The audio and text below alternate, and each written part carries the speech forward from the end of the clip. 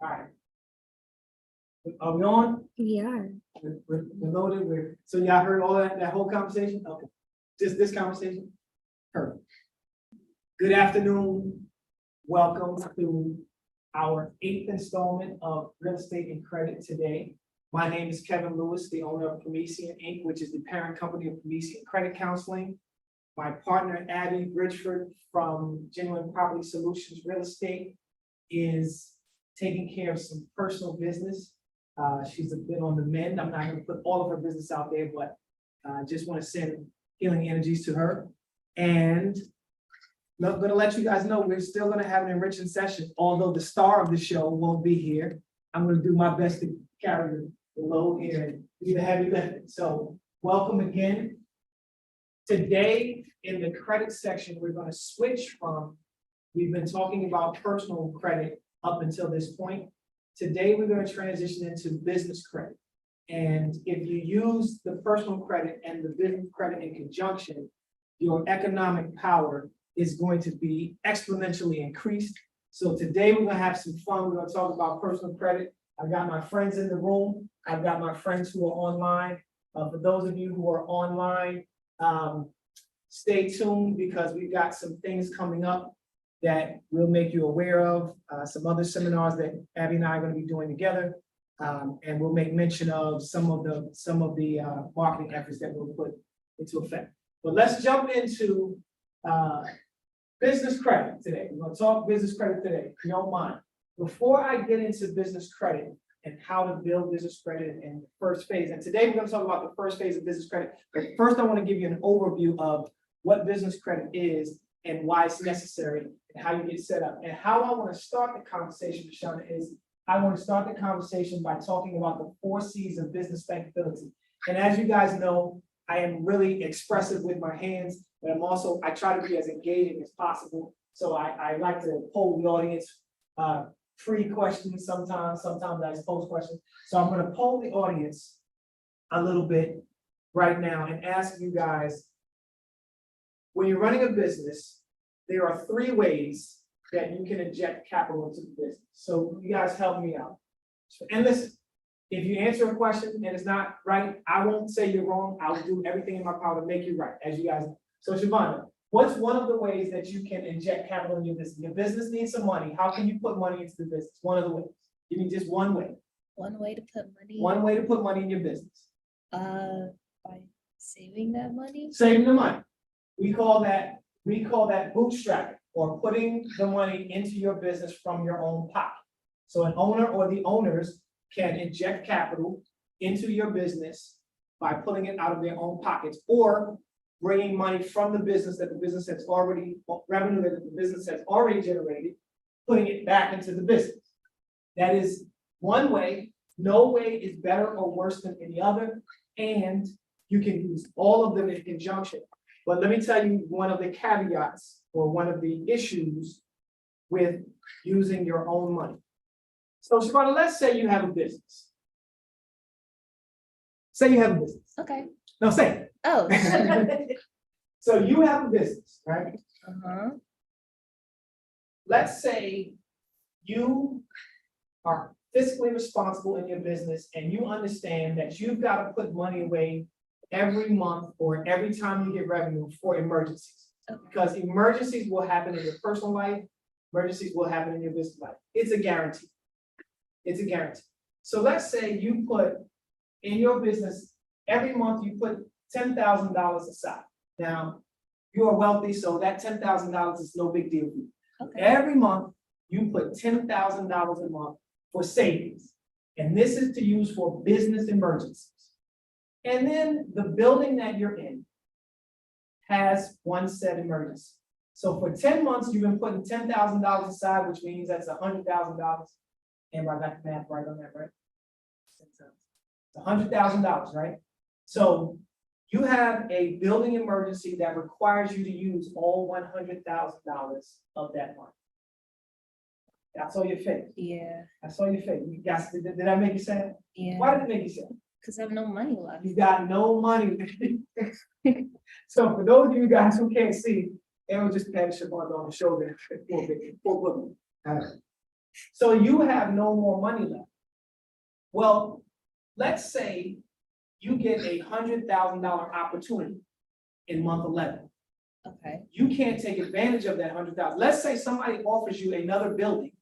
They need you to put a down payment of $100,000 on it, but it can generate $1 million worth in revenue.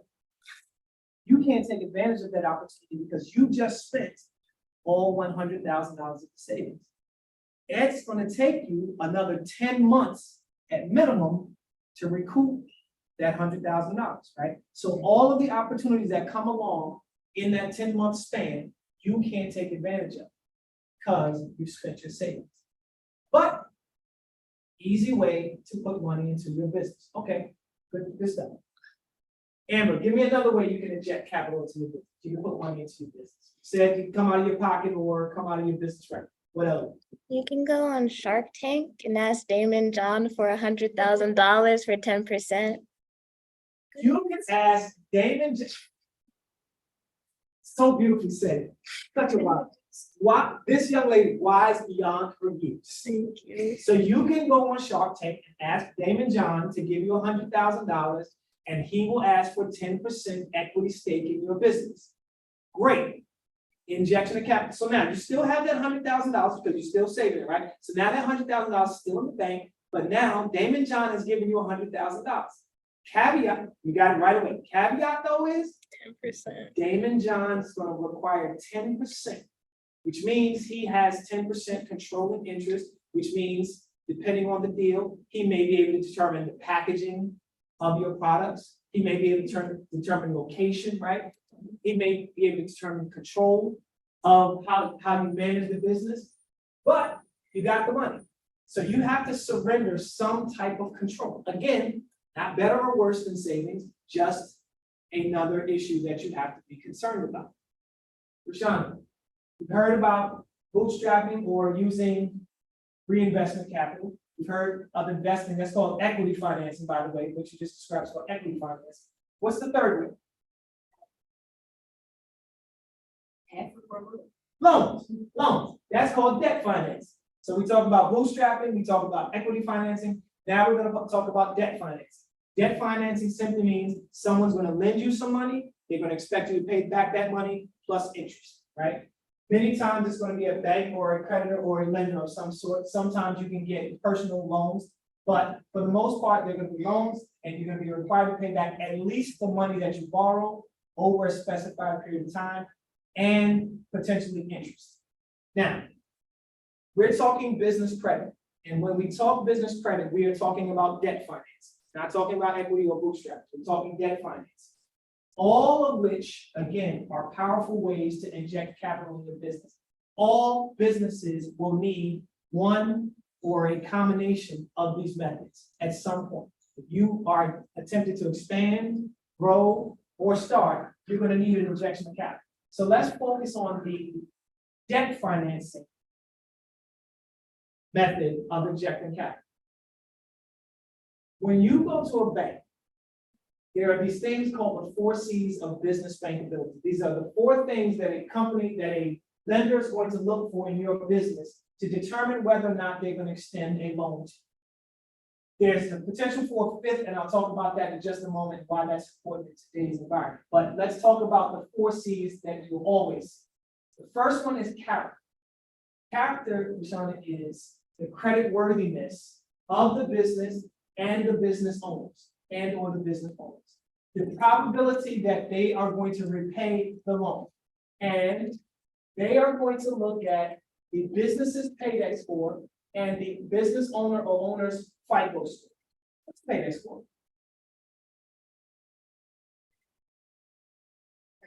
That's your business credit score. It's called a payday score, and it's actually a paydex rating. So in personal, it's a FICO score. In business, it's a paydex rating. In business, you are rated A through F, A being the best, F being the worst, and everything in between is what it is.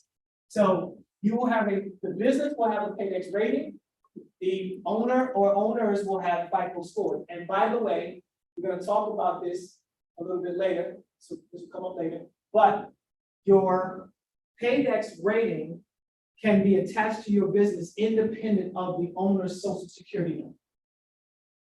All right, so they're gonna look at your credit reports to determine whether or not you are good capital, whether your business is good capital. And if your business has a Paydex rating that is good enough, then they may not have to look at the owner's FICO score. And we're gonna talk about how to get your Paydex rating to a place over the next few months. We're gonna talk about how to get your Paydex rating to a place so that you don't have to rely on FICO score. All right, the second C is capital. That is how much money you bootstrap. So Siobhan, going back to your example, the bank wants to see that you put money in, because here's the deal, Siobhan. I'm not gonna lend you money if you haven't put your own money into the business, right? If you don't believe in you, why should I believe? So the business is going to look at the capital that you already injected and the potential to inject more capital. And they're going to look at two documents. There are three financial statements in business: income statement, balance sheet, statement of cash flows. In the second C, they're going to look at your balance sheet and your income statement to determine if you have put enough capital into your business. The balance sheet, they're going to be looking at specifically your assets and retained earnings. Your income statement, they're going to be looking at your net profit. Now, at some point, I might do a full conversation about the three financial statements. Today, I want to talk about building business credit. So I'm not going to go into depth about how to read these and how to use these. But I just want to tell you, they're going to be looking at the balance sheet and the income statement. So if you are a business owner, you're going to want to make sure you pay as much attention as possible to these documents. All right, the third C, collateral. By the way, no one C is more important than the other. They use all four in conjunction. The third C is collateral. How many assets, or what is the value of the assets that the business has and or the business owners have? And they're going to look at those assets on the balance sheet and the owner's personal financial statement. On the balance sheet of the business, they're going to look at your assets. On the personal financial statement, they're also going to look at your assets and may determine that you need to do a personal guarantee where you might have to put, this is where you've seen business owners sometimes put their houses up as collateral for a loan for their business. All right, so balance sheet, personal financial statement. Now, what you guys can't see all the way down here, but we'll get into, is capacity. Capacity, the fourth C, and that is the cash flow of the business, the profitability of the business. They want to know that you are going to pay this loan back. And when the bank looks at this, they're going to be looking at your income statement and your statement of cash flow. On the income statement, they're going to be looking at your net profit, your revenue minus all of your expenses. And then on the cash flow statement, they're going to be looking at your daily cash flows and how you're using your daily cash flows compared to the expenses that you have every year. All right, those are the four C's. So it would behoove you to know what's on your business credit report, what's on your personal credit report. Fix any issues that you have on either one. It would behoove you to make sure you're looking at your balance sheet and you want to put as many assets in your business name as possible. So Rashawn, this is where getting off the personal when Jay-Z says, I'm not a businessman, I'm a businessman. When Jay-Z says that, he's saying, I am putting as many assets as I can in the name of my business, not my personal name. So I move my houses out of my personal name, I move my cars out of my personal name, the clothes that I wear, all in the business name, because the more assets the business has, the better your balance sheet is going to look to a loan. You want to look at your personal financial statement and show up any assets you have there. And then again, you want to make sure your, oh, by the way, net profit, you want to increase revenues, decrease expenses as much as possible. All right, I have, the fifth C, and the fifth C is always a potential C, and that is conditions, market conditions. You guys experienced the fifth C starting in 2020 on up to 2022. And that was the pandemic. The pandemic changed drastically the conditions of lending. Lenders tightened their belts. They weren't giving out a lot of money. That is why the interest rates today are so high, because we're coming off the pandemic and the government has to recoup some of the expenses. Banks need to recoup some of the expenses and some of the losses that they took in the pandemic. So market conditions are such that this fifth C will have an impact on whether they're gonna lend or not. All right, if we can go to the next slide, if you don't mind, thank you so much. All right, so, what is true business credit? You are building business credit if you are securing credit using your EIN, which is your employer identification number, not your personal credit. You'll know it's true business credit because if you're filling out a business credit application and it asks for your EIN first on the application, then your social security number, it's business credit. If it's flipped, if they ask for your social security number first, then your business EIN number, it is now personal credit. Now you are personally guaranteed. And don't be fooled, and sometimes don't be too concerned if they're asking for social security numbers and date of birth on business credit applications, because there's been a new law passed in the last 3 years called the Patriot Act, and that Patriot Act requires a lot of lenders to ask for the names, addresses, social security numbers, and date of birth of potential lendees, because they're trying to thwart terrorist activity and the financing of it. So they're trying to verify that the creditee, the person who's being money being lent to, they're trying to verify that that person is indeed who they say they are. So just because you put your social and your date of birth on the application doesn't mean you're personally guaranteed. When you're filling out the application, ask the lender, do I need to personally guarantee? All right. You can get business credit without a personal guarantee, and I will show you that. And what this says down here is what I just talked about, which is that Patriot Act. All right, we can go. All right. What's your name? Henry? I'm Kevin Henry. All right. I'm wonderful, Henry. Do you believe me? Believe I'm wonderful? Okay. Not a lie, baby. Not a lie. I wouldn't tell you something that's what I'm wonderful. So Henry, I'm going to tell you about the advantages, some of the advantages of business credit over personal credit. One of those is how they look at credit limits versus credit age. In business credit, Henry, they don't care how long you have credit. A lender doesn't care as how long you have credit. If you started your business in November of 2022 and go for a loan today, your business is less than 1 year old. Lender doesn't care as much about that as they care about the credit limits that you have. Our personal credit. Both your business credit limits and your personal credit. The first thing we want to concentrate on is your business credit limit. So we want to establish, if you, the day that you start a business, you should start building business credit. By the way, Amber, let me say this to you. I want to emphasize this point. It is next to impossible to get credit in an emergency situation, personal or business. And I can't tell you how frustrating it is. The clients come to me. I've got clients who I told to start their business credit 5 years ago. They were like, I don't want to pay you, I don't want to do that. I'm a fledgling business, so I don't really need business credit. Today came, they need $100,000. I talked to a client 2 days ago. Client said to me, not a client, let me just be clear. Person's not a client. They are someone who was a potential client who I talked to 2 years ago, but says to me, I have a contract for my business. The government is sent me an agreement for a contract for $146,000, but I need $50,000 worth of equipment, and I can't get an equipment loan.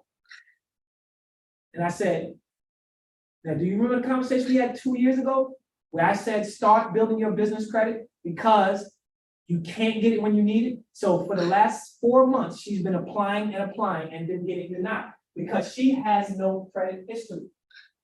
She has no business credit limits. So she's getting denied. She's gonna get denied. And do you know, Henry, she still didn't sign up for my help? That's all right. I'm gonna hear from her 2 years from now, so I'm not worried about it. She's missing opportunities because you gotta start. So as soon as you start your business, start building business credit. And the higher business credit limits you have, the more business credit you'll get. In personal credit, credit age is something. In business credit, it's not. Payment history. That's a big deal. That's a big difference. So Siobhan, let me give you an example of how payment history hurts you. Let's say you have a credit card. And you miss a payment on that credit card. It's gonna go on your credit report. Your score is gonna go down 30 to 40 points, possibly 50, depending on what it's on. It's gonna take you 24 months, 2 years, 24 months to get those 30 to 40 points back. And all you can do is wait. Or you can ask the company to do a goodwill removal, but it's very difficult, and I talked about that when I was talking about personal credit. Bottom line is, it's gonna take you 24 months. You missed a payment or you made a late payment. It's gonna take you 24 months to get those 30 to 40 points back. Let's talk about business credit. Let's say you have what's called a net 30 account. Net 30 account, Emma, means they're gonna give you these products or services. They're gonna give you an invoice. You have 30 days to pay that invoice. Let's say you pay that invoice at 45 days, so you paid it 2 weeks late, right? Your score on your business credit side, your business credit rating is gonna drop.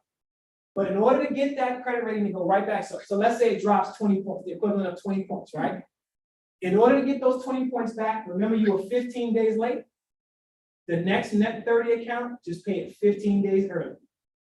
So instead of paying at the 30-day mark, Henry, pay it on the 15-day mark, you'll get those points right back. So in essence, your score could drop on the business side and go right back up in the same cycle. Not the 24 months, it could take you 2 weeks, all right? That's not personal. That's not on the person, not on the person, only on the business, only on the business. Okay, what age can you start your own personal credit profile independent of your parents? Amber, this question is for you because I was gonna say 18. you should say that. Say it loud. Say it. 18. 18. Say it one more time. 18. Okay. In this country, you can start a personal credit profile independent of your parents at age 18. In business credit, you can start business credit as soon as you have a social security number. That means for many of us, birth, some of us that migrated to this country, whenever we get the social security number. That means you can start building business credit age 9, age 5, age 2. Now, I did not put it.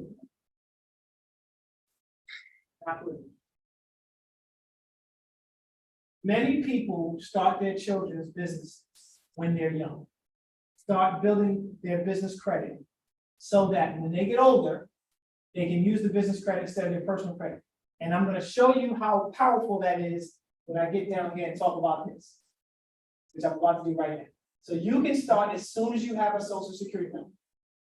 This is a big deal. I so love talking about this in business credit.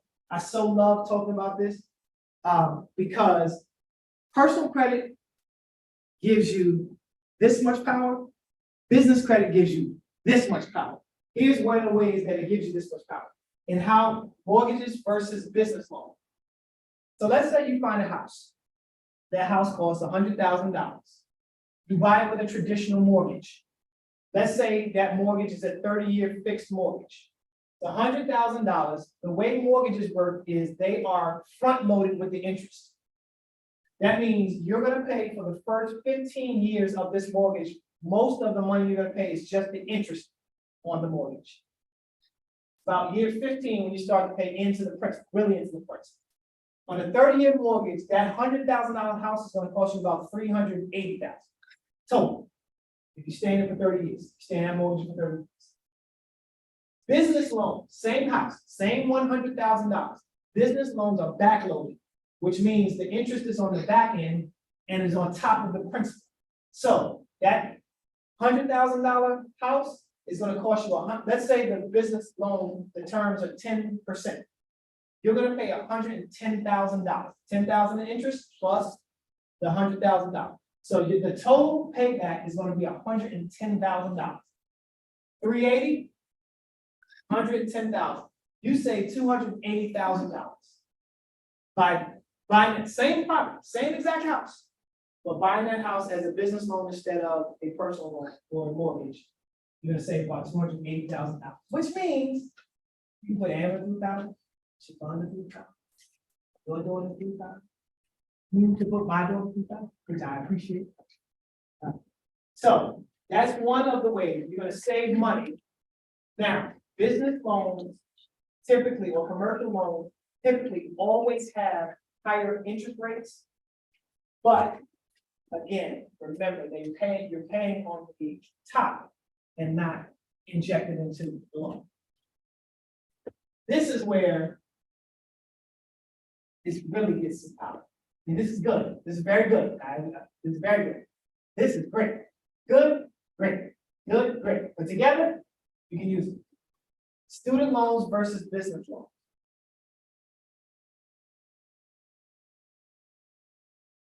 If you get a student loan, you guys all know, if you get a federal student loan, that student loan will follow you to, and in some instances, through debt. And I'll talk about through debt in just a second. So you get, let's say, you got $100,000 worth of student loans. No, let's say 250,000. You go to a private institution. Right, you got $250,000 worth of student loans. And you have a life insurance policy that is a $500,000 life insurance policy. Well, when you pass, the federal government can put a lien on the $250,000 that you owe them, which means you only pass along $250,000, not the full $500,000, minus whatever fees, right? So by getting a student loan, you could be potentially eroding the wealth that you're trying to pass on to your children or to other people, right? But you can get a business loan instead of a student loan. Same school, business loan. You started, so we go back to here. You started building business credit when you were 10. 8 years have passed. You now have a solid business credit profile. You walk into a bank, you ask them for a business loan. They say, what is the loan for? Educational expenses. They say, justify that. You say, I'm going to go to Princeton University for marketing. I'm going to use that marketing for my business. Now, by the way, you have to run a legitimate business. You need to be running a legitimate business. It needs to be generating revenue. It needs to have expenses, and you need to be filing taxes. Because the banks are going to ask for tax return. But if you are running a legitimate business, you started at 10, selling lemonade, right? You started at 10. You built it into a lemonade company, you built it into a lemonade chain, and then you build it into a national lemonade conglomerate, right? When you turn 18, you're going to go to the bank and say, I'm going to take out, that lemonade company is going to take out a $100,000 loan for me. I'm going to use it to go to the University of Princeton or Princeton University. I think those are my release. Princeton University, and I'm going for marketing so that I can increase the value and the marketability of that business. Now, here's the good news. Heaven forbid, like the example before, heaven forbid you pass away. When you pass away, you're going to dissolve that business, and all the debts that went along with that business are dissolved. So if you passed away, that $100,000 that you borrowed is no longer a debt. Good. All right. Enough. It's good stuff. We can go to the next. There's a question. Oh, there's a question. So say you have personal credit and you have that $100,000 debt, and you die, heaven forbid, does that go to your children or something?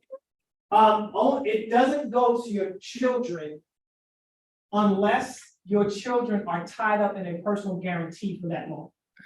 Or, again, the only way that really impacts your children is if your children were the beneficiaries of that life insurance policy. And that life insurance policy puts a lien on, a student loan puts a lien on that life insurance policy. But the only way your children can be liable is if they were tied, if they were on the application as co-borrowers. Say close by. Co-signs, correct. Which known to have happened. All right, answer your question? Cool. All right. Business credit, its relationship to personal credit. Many major lenders require personal guarantees, so in some instances, you cannot get out of doing a personal guarantee. You go to do a business loan, business line of credit, or a credit card, they may ask you to personally guarantee it, which means you're gonna put your social security number, your personal credit up as a guarantee. And if you default on the business loan, they're gonna put a collections or a charge off or a non-payment mark on your personal credit. Higher personal credit scores get better approval odds and better rates. So the higher your personal score, the likelier you are, or the more likely you are to get approved for business credit. And at better rates. So if you have a 650, you are probably going to get a better rate than if you have a 550. And better approval odds. All right. Higher personal limits get higher business lending limits. So Henry, if you have personal credit cards, the higher the limits on those personal credit cards, the higher the limits will be on your business credit card. For example, if you have amassed $25,000 worth of limits on your personal credit cards collectively, then it's usually 4 to 5 times higher. So you're typically going to get $100,000 to $125,000 worth of limits in business credit. So I encourage you every 6 months to increase the limits on all of your credit cards. Don't get new credit cards. Don't get new ones. Just the existing one. Increase the limits every 6 months because the higher the credit limits are. They don't care about utilization. Siobhan, they don't care about utilization. Meaning you can have $25,000 worth of limits and owe $25,000 on those $25,000 worth of limits. The business credits don't care about that. They just care that you have the $25,000. Okay, and then the last thing is the higher the profile on the personal side, the higher the profile on the business side. For example, if you have I don't like to put people's names out there, but if you have an Amex card on the personal side, it is easier to get an Amex card on the business side than if you have a Credit One on the personal side. It's going to be difficult for you to get it. It's going to be more difficult for you to get an Amex on the business side if all you have is a Credit One. Yes. I have a question from the virtual audience. Talk to me, virtual. They are asking of the point regarding the point of increasing your credit every 6 months. Will they increase your limits if you are not using it? The likelihood is no. So that's a great question. That goes back into what I talked about in the personal, but the likelihood is no. You want to use your credit cards. Please, people, use your credit cards. Small amounts. Small amounts. Let me talk to the virtual audience. I gotta talk over here. Oh, I'm sorry. I have a virtual audience here and a virtual audience here. My fault. I'm going to talk to this one. So you want to use all of your credit cards, but only use small amounts. But let me tell you a technique that I use. I use my credit cards as debit cards. What do I mean by that? First of all, I talked about this before. I'll talk about it again really briefly, and then I'll jump into I'll finish the business credit. So debit cards are a very dangerous financial vehicle because they don't come with a lot of protections, and they rarely, if ever, I've never seen one to be honest, they rarely come with lifestyle points. Let me talk about protections. So let's say you have a debit card, you have a card that's connected to your checking account. And somebody gets that debit card number and they use it to buy $1,000 worth of products, right? You will be liable. The bank will launch an investigation. In many instances, they will shut access to your checking account down. Now, if you got revenue, particularly you business owners, if you got revenue going into that checking account, that means you have no access to that revenue until they finish the investigation. And I have seen investigations can take up to 21 days before they release access to your money, which means for 3 weeks, you have no access to the money that's coming in from your business, right? That's very dangerous. The other issue is no points. Most credit cards come with rewards points, flights, hotels, rental cars, materials, products, goods, whatever. So credit cards are better. So how I use credit cards as debit cards is, let's say I go into Lowe's and I buy $50 worth of stuff. I buy $50 worth of stuff on my credit card. The next day I go pay $50. I make sure that I have $50 in my checking account. I use the credit card to buy that $50 worth of products. And then the very next day, I pay it off. So now I have the protections and I have the points. Let me go back to the protections. On credit cards, let's say somebody stole your credit card and they charge that $1,000 worth of products or services, let's say products. The credit card company typically only holds you liable for the first $50 of that $1,000, which means you can still use, let's say your credit card had a $1,000 limit, somebody charged the whole $1,000 up, you launch an investigation. The credit card company typically says you're only liable for $50. So you have $950 still to use on your credit card, pending the investigation. Once the investigation ends, they determine that you are not responsible for that $1,000, they'll even give you the $50 back, which means you never lose access to more than $950 at a time, more than $50 at a time, right? That's the protection. And again, the points that come along with your credit card, way better. Like I said, I've never seen a debit card that gives you reward points. So I encourage you guys, use your credit cards, pay them as if they were debit cards, meaning use them today, but only use what you have in your checking account and then pay the bill the next day or 2 days later. All right. I think I answered that question. We can go to. All right. Now we're getting into business credit and the phases. Now, there are many people in this industry who are teaching and talking about building business credit, and they have a process. We all use the same process. They may chop it up differently, but we all use the same process. Today, I'm going to finish our conversation by talking about our phase. So for me, seeing credit counseling, we use a 5-phase process. The first phase for us is business legitimacy, and today I'm going to talk about that, and that's where I'll close the conversation. So it's business legitimacy, then vendor accounts, then retail accounts, then credit cards, then major lending. People, please don't skip over these. A lot of people have this in place, and then they go here. They apply for a business credit card. Typically, when you open a business bank account, the bank may ask you, do you want to apply for a credit card? Don't do it. Say no, because you'll get higher limits and you'll get better lending or opportunities if you've gone through the other phases first. If you've already done this, no worries, just go back, start off where you are supposed to begin.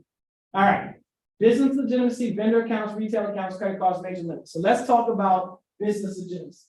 Business legitimacy means making yourself appealing to a creditor. And how you make yourself appealing to a creditor is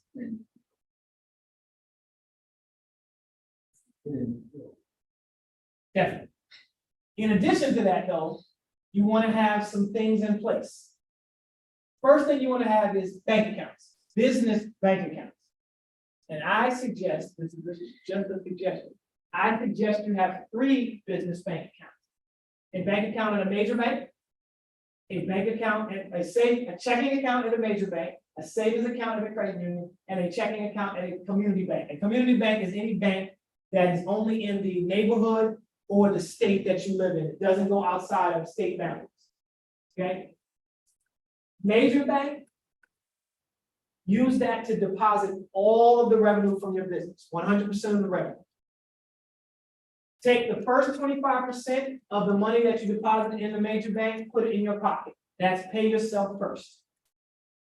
Take the second 25%, put it in a savings account at a credit union. Remember I talked about those emergencies, those business emergencies that will happen? The second 25% go into the credit union savings account, business savings account, so that when those emergencies come up, you only use the money that's in there. The third 25%, you put it in your checking account at the community bank. That's what you use to pay the expenses of your business, all the expenses. And then the fourth 25% will stay in the major bank, and that's what we use to pay taxes, taxes, taxes. Okay. Once you got the business bank account set up, get a website. By the way, these things are in order on purpose because one feeds the next. The bank accounts you want to have in place because before you pay for a website, whether you're doing it yourself or you're having somebody do it for you, before you pay for your website, you want to have your bank account open because you want to pay for that website out of which account, Sean? Well, which business account? Which business account would you pay for your website out of? The community bank, because this is your expense account. This is your savings, this is your taxes. So expenses, your website is an expense. So open those three and then you pay for the website out of the community bank. By the way, Rashawn, what that does for you is that lets you know what your budget is. When you go to a web designer, they're gonna ask you what's your budget. I can't stand that question because I don't know. I don't know what I should have for a budget. I don't do this. I can tell you what a credit budget should be because I do this. So I don't know, but here's the deal. If you have $1,000 in this account, then you know this website can't cost you more than $1,000. You definitely cannot go into this account. All right? So build a website next. After the website typically comes with a branded email. By the way, let me go back to the website. Please, please, please, for the listening audience, please, please, those of you guys who think that running your business off of social media is the only place that you need to have a digital presence, a creditor this is the first place a creditor is going to look to see if you're a legitimate business. And what they're looking to see is one, that you have a website. It doesn't have to be elaborate, but they're looking to see that you have a website, but they're also looking to see that the website is advertising the same business that you're applying for credit. Now, the guys, I live in my community. I service my community. I don't discriminate, but I service my. You guys with these businesses that are jack of all trades businesses. I registered my business and I sell jewelry, but I do real estate and I do flooring. When a bank that's trying to lend you $1,000 sees your website, you put on the website, I need $100,000 because I got a flooring contract over at Frankfurt and Market train station. And they say, but your website says you sell jewelry. You don't know what you do. I can't trust that you're gonna pay us our money. Build a website. The website should be consistent with what you do. If you are running 3 different businesses, you need to have 3 different websites. All right, branded email. Branded email means an email that signifies your business specifically. Putting the name of your business in front of @Gmail is not a branded email. It needs to be something at yourcompany.com, not something at gmail.com. That's important. I have seen applications be thrown out for something as trivial as the name Parmesan@gmail.com. get a phone number separate from your cell phone and be able to list that phone number with 411.com. 411.com is the largest repository for business phone numbers. So the bank is gonna look for your website first. They wanna look for consistency. They're gonna look at the email address that you submitted the application, on the application, to see that it's branded. And then they're gonna look at 411.com to see that you're listed. If you're not listed, many times they throw the application out because they wanna make sure that they can contact you if you do not pay their bill. Then office space. Office space. Now, I should have put these in order and maybe I'll do that, I'll go back and do that. But the order, the pecking order for office spaces is a brick and mortar gives them more confidence than a virtual office. A virtual office gives them more confidence than a home office. So if you are building a business and you're gonna be in a brick and mortar, if you're a restaurant, you're fine.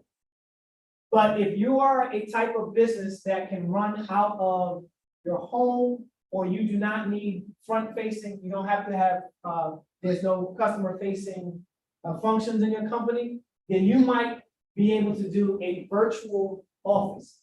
Now, the virtual office thing. There are two different virtual services. There's a virtual mailbox service and a virtual office service. Virtual mailbox service, virtual office service. A virtual mailbox is like a post office box. It'll give you a street address, but it is a mailing service. You pay for the service every month. You can have packages and mail sent to this virtual office or virtual mailbox, and they will forward that mail to any place that you tell them to. Banks do not like those. They look at those as post office boxes. It's better for you to have a virtual office. Virtual office may still provide the same service. They may do a mail forwarding service, but they give you the ability, you might know them at, I call them virtual offices, you might know them as co-working spaces or share spaces. That means you can go in and actually rent office space in there for a specified period of time. You might be able to rent it by the hour, by the day, by the month, by the year, or what have you. But a virtual office is much better than a home office. But virtual mailboxes, please stop using those. Don't use those, it's post office boxes. Whether you get a virtual office or not, make sure you get a unique address. If you renting space, there are a lot of spaces out here that rent virtual offices, and they rent suites in them, but they allow several different businesses to use those suites. So let's say you are at 1500 Chestnut Street, Suite 100. Make sure you're the only person that has Suite 100. If you're sharing it with 6 other businesses, then tell them to list you as 600 Suite 100A. So that you are different from the rest of them. If you don't want to pay for them, that's fine. You can run it out of your home. Home-based businesses are much less likely to get approved for funding than these other two. The reason the pecking order is the way it is, brick and mortar, then virtual office, then home office, is because the banks being a brick and mortar harder to walk away from than a virtual office. And a virtual office harder to walk away from than a home office. If for whatever reason the bills add up and you can't run the business, it is harder to walk away from a brick and mortar. All right, bring this thing to a close. The next thing is, once you've done all this, get a DUNS number. Please do not do this before you've done all this, because all of this information goes into the DUNS number application. The DUNS number is what creditors will attach your credit profile to. If we were comparing it to cars or using a car as an analogy, the VIN number would be your EIN. The license plate number would be your DUNS number. You know, if you get pulled over by the police, they're gonna call in your license plate number, not your VIN number. Same thing, they're gonna attach your credit to your DUNS number, not your EIN number. Now, DUNS number is free, you get it from Dun and Bradstreet, just go on their website, apply for a DUNS number. Dun and Brad. Can't talk about it. Anyway, get a DUNS number. And then the last thing is to sign up for NAV. NAV is the business equivalent of Credit Karma. It helps you monitor your credit, your business credit progress. So sign up for an account. It is also free. And you can see your business credit rating over time using NAV, nav.com. All right. Any room questions? Talk a lot. Any comments? I don't, You want to give it to me? no, I'll sell it to you though. No, I'm not gonna sell it to you either. Go ahead. I'm not gonna get any money from it. But I'll sell it to you. Now, what I would like to know, if I take that property and use it as collateral, will that be a secured loan or will it just be collateral? It's what they call a collateralized loan. My company actually does those. 80/20 LTV, by the way, but yes, you can get a loan on that. So let me ask this question, what do you want the loan to do? I want the loan to disappear. Yeah. So Yeah, and get it to a point where it can be rented. yep, I live in the city. Well, I think we got some information for you. Yeah, we got some information, but absolutely, that's called a collateralized loan. And like I said, Rashana has some resources. My company also does collateralized loans for investors. So are you familiar with One Main Street? yes. Yeah. Are they legitimate? You're asking, are they legitimate? I think the question is, are they predatory? I think that the better question is, are they Okay, predatory? okay, now I can go with that. So for legal reasons, I cannot say yes or no. Okay, What I can say is, I advise my clients not to use one. well, my cousin told me that 15, 20 years ago. And I went through that, and every time they would send something, I give it. But trying to move this project along, because it's been mine since 2016. But now I'm in a position where I can do something with it. And I wanted to get like maybe $6,000-7,000, and I thought Main Street being like that quick place to make decisions, that would be great. Good. I was denied the loan, and I got must be at least 10 calls.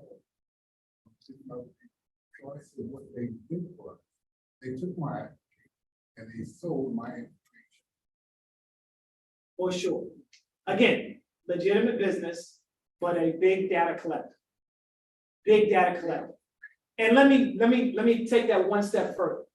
Big data collector for our community. Our in bold, capital, and underline, right?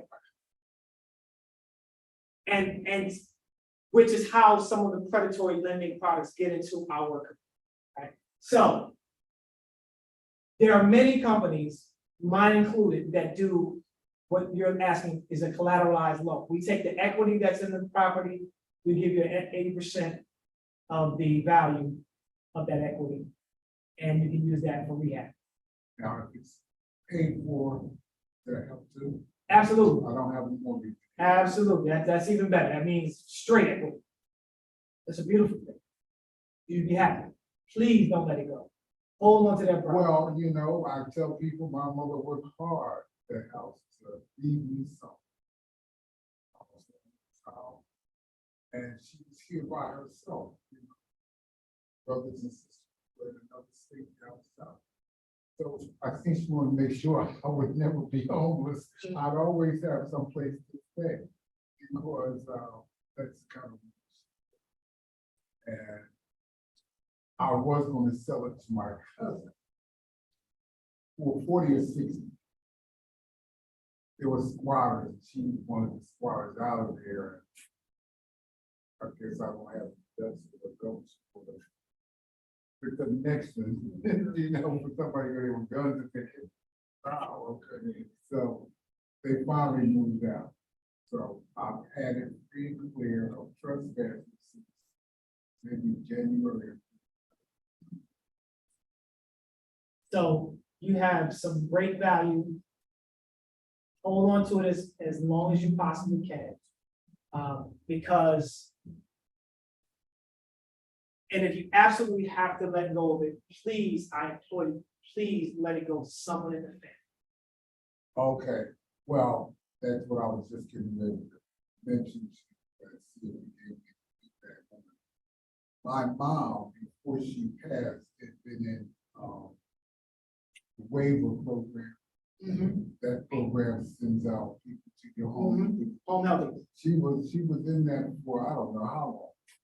But what I know is that if there's ever a sale of the house, the Commonwealth of Pennsylvania, that every dime is that. that waiver program, that's right. So that's why, you know, at this point, definitely no sale. Don't sell. That's smart. Okay, so Perfect. Ladies and gentlemen, that is business legitimacy phase of business credit. We'll be here next month. The second Friday, we're here the second Friday of every month until December. Love to have conversations with you. I believe Abby will be back in September, stronger than ever. second Friday. Second Friday, 1 o'clock. I'll certainly be here, second Friday, and we can talk more, and I'll talk more about vendor credit. Right? Till next time, thank you very much. Thank you. You